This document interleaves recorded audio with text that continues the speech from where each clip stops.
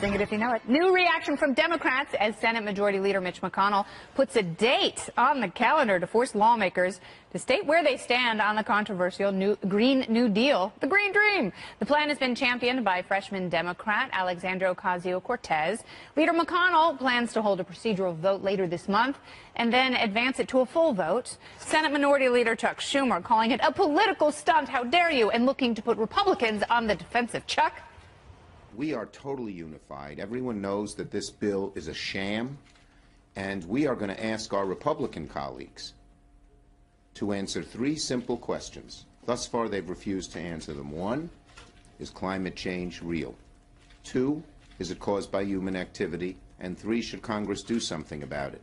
The fact that they're afraid to answer those three simple questions with no prescription as to what to do puts them on defense. And that's where we have them, and that's where we're going to keep them. Yeah, not really. Meantime, the AFL-CIO, the largest group of labor unions in the country, coming out against the Green New Deal. That's problematic, calling it unrealistic, and saying in a letter, quote, "We will not accept proposals that could cause immediate harm to millions of our members and their families." Here's Congresswoman Ocasio-Cortez's response to that. There's so much work to do in transitioning to 100% renewable energy, and we have to do that work with union labor. We have to do that work with by reinvigorating our entire workforce. So I don't think that I don't think that it's representative of an actual split. That's funny because this isn't representative of an actual plan, so that makes perfect sense. But when you've got the largest labor union in the country against your largest socialistic proposal, I think the left might have a few chasms here. A lot to unravel there. I would say a couple things. One is smart move by McConnell. My guess is all the Democrats are just going to vote present. They're going to make it like it's a sham because it was just a resolution. It wasn't a legislative policy. Secondly, where I think the Green New Deal made a big mistake is they shouldn't have included health care. They shouldn't have included jobs guaranteed. Yeah. I think those things made it about we call it a big kitchen sink as opposed to isolating it to climate change.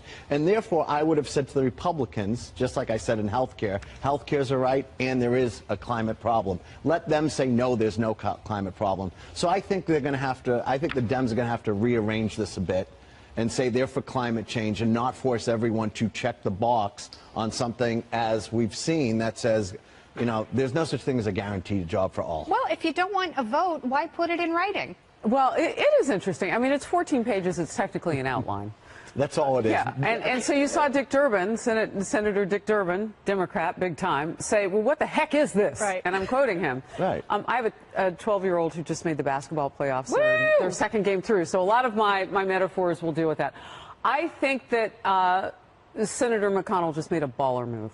Yeah, no, listen, he did. I mean, I said it right away. Great move. That is bold, and it gets them on the record, and present doesn't count. I agree with Kennedy. Well, that's like checking I'm here. It's an idea that he deserves to give credit to the Wall Street Journal editorial board, who on February 11th said just this. Yeah, but he had to do it. No, but vote on the Green New Deal, and then he announced the day, I think, after that he was going to move on it. His announcement. So it was an idea from the editorial board. And he was wearing a green tie. This wasn't.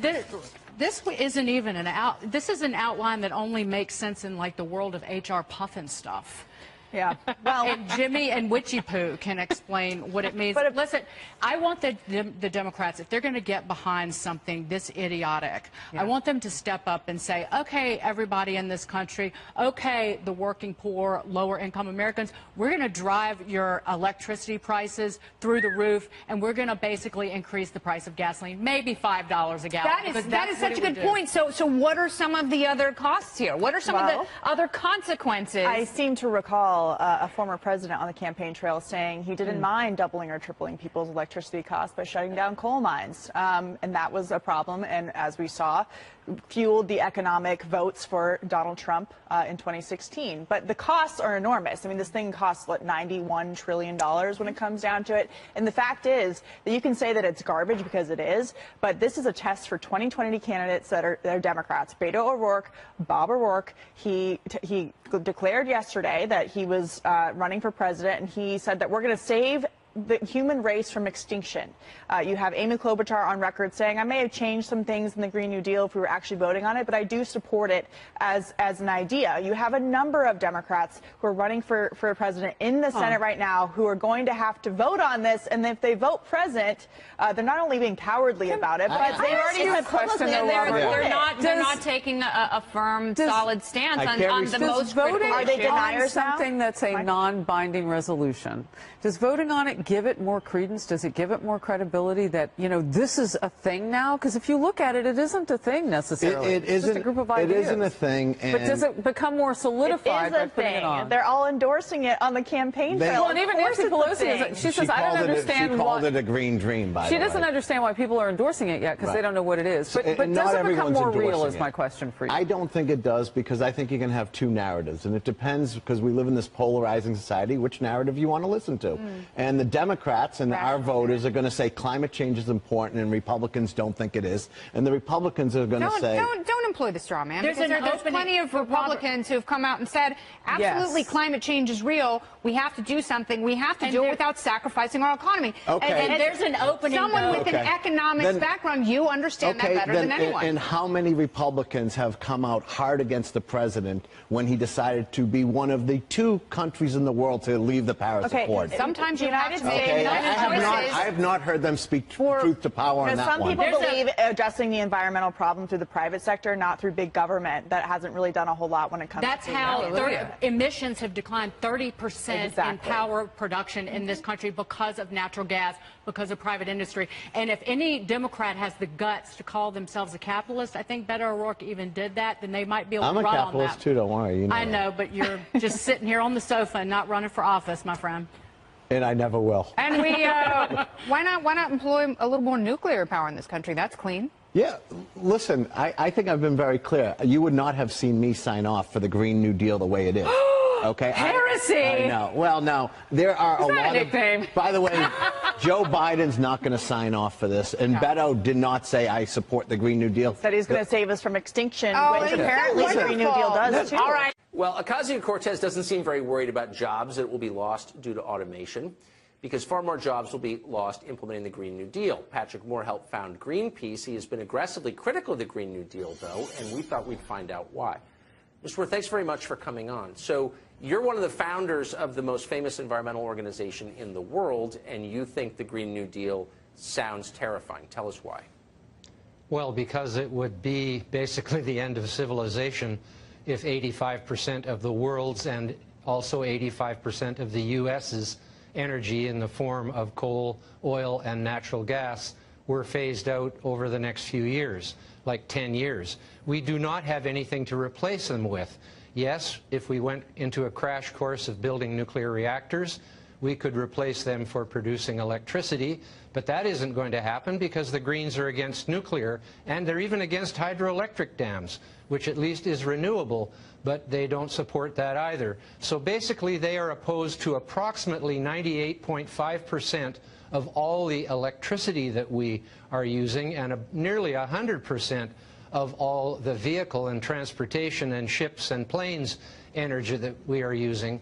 So I just, when I tweeted the other day and had a huge response, over 3 million impressions on Twitter, when I said you don't have a plan to feed 8 billion people without fossil fuels or get the food into the cities where it's needed. That requires large trucks. And there's not going to be any electric trucks anytime soon hauling 40 tons of food into the supermarkets, where the people in the cities probably think it originates in the supermarket.